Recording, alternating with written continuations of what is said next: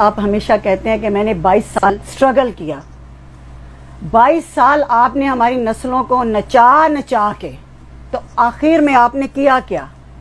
ان نسلوں نے تو ناچ کے ڈگڈگی پہ تبدیلی کا خواب دیکھا، سونامی کا خواب دیکھا، ریاست مدینہ کا خواب دیکھا، نیا پاکستان کا خواب دیکھا، اور آخر میں آپ نے کیا کیا کہ اس خواب کو، اس 22 سالہ سٹرگل کو آپ نے اپنے ہاتھوں سے ہی پٹرول چھڑک کے آگ لگا دی.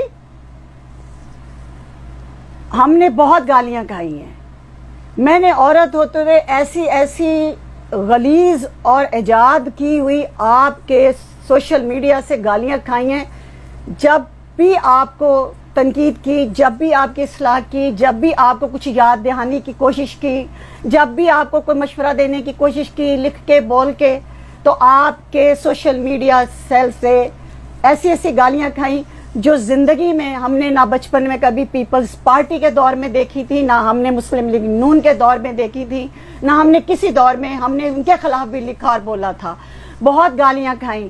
جب آپ کی پی ٹی آئی کو نیو یارک میں پہلا چیپٹر جب اس کا بنا تھا، اس وقت جب آپ کو سپورٹ کرنے لگے کہ جی ایک تیسری پارٹی آ رہی ہے اور ہم امریکہ میں رہتے ہوئے جمہوریت کو بہت اچھی طرح انڈرسٹینڈ کرتے ہیں اور ہم اس کو فلی سپورٹ کریں گے، تیسری پارٹی آئے، اس وقت بھی ہم نے جب آپ کو سپورٹ کیا تو ہم نے پاکستان کے کئی لوگوں سے گالیاں کھائیں کہ یہ تیسری پارٹی کو آپ سپورٹ کر رہے ہیں.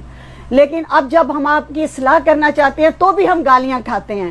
تو یہ گالیاں جو دیتا ہے وہ تو تھا آپ کا یہ شوگر ڈیڈی جو لوٹے خرید کے لایا اور آپ کو بساکھیاں دی، ادھر سے آپ کو اداروں نے بساکھیاں دی، اور پھر کہیں سب نے یہ چنا نانا لاڈلا چھا پالا چھا جو ہے اس کو لا کے تو اقتدار کی کرسی پہ بٹھایا.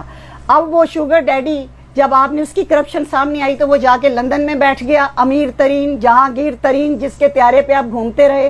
آپ نے کسی کے ساتھ بھی وفا نہ کی. آپ نے نہ 22 سال اپنی جدوجہد کے ساتھ وفا کی، نہ آپ نے ان نسلوں کے ساتھ وفا کی جو ناچ کے اب بوڑھی ہو چکی ہیں، اور ابھی تک صرف ڈی چوک میں جتنے لوگ ناچے ہیں یا جتنوں نے ہنگامہ کیا آپ کے کہنے پہ، آپ کے ایک انگلی کے اشارے سے، جو پارلیمنٹ پہ جنہوں نے حملہ کیا، جنہوں نے پی ٹی وی پہ حملہ کیا، وہ سارے جیلوں میں ابھی بھی بھگت رہے ہیں وہ اپنے سارے مقدمات.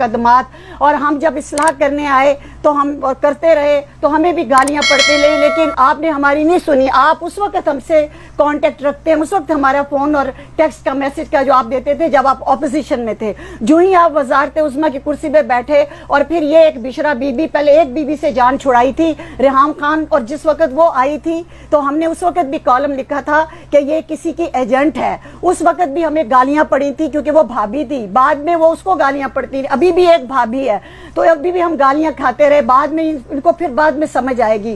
آپ سمیت آپ کے جتنا آپ کی پارلیمنٹ میں جو آپ کا طبقہ ہے اس کو دوسرے دن سمجھ آتی ہے.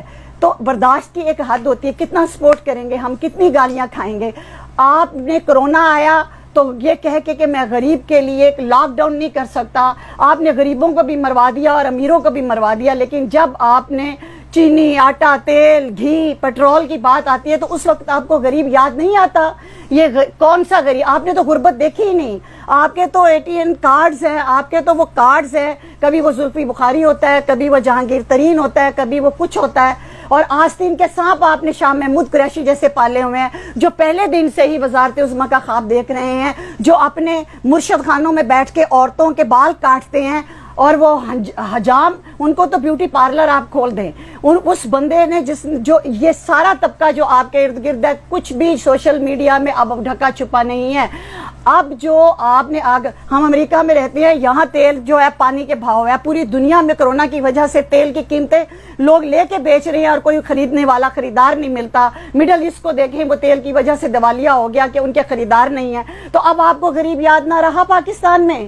اب تیل کی دفعہ بھی نہ یاد رہا، چینی کی دفعہ بھی یاد نہ، آٹا کی دفعہ. اور پھر کرپشن کے وقت آپ کو یاد ہوگا کہ جب آپ نیو یارک میں وزیر اعظم بننے سے پہلے آئے تھے تو میں نے ہی ایک جملہ آپ سے کہا تھا کہ نفرتیں مت سمیٹنا. یہ جو اپوزیشن کی نفرتیں لے کے چل رہے ہو نا، یہ زیادہ دیر نہیں چلنی، کیونکہ یہ قوم زیادہ دیر ایک نعرہ اور ایک ڈگر پہ نہیں رہتی. نفرتیں مت سمیٹنا، محبتیں سنبھالنے کی کوشش کرنا. اور اس वक्त आपने कहा था ये एक नजरियाती औरत है। ये कायद आज़म का मुल्क है, हमारे बुजुर्गों ने बनाया है, हम इस मुल्क की बेटियां हैं और हम बातिल और जाबर हुक्मरान की आंखों में आंखें डाल के कलमा हक कहना जानते हैं। इस बात का आपको व्हाइट हाउस में भी अंदाजा हो गया होगा जब आफिया सदीकी की बात मैंने की थी। आफिया सदीकी को नहीं तुम छुड़वा सके, जो कहते थे मैं आऊंगा तो छुड़वाऊंगा। तुमने इस कौम को गुर्बत से कहाँ छुड़वाना है। दुख है, खुदा गवाह है, दुख है।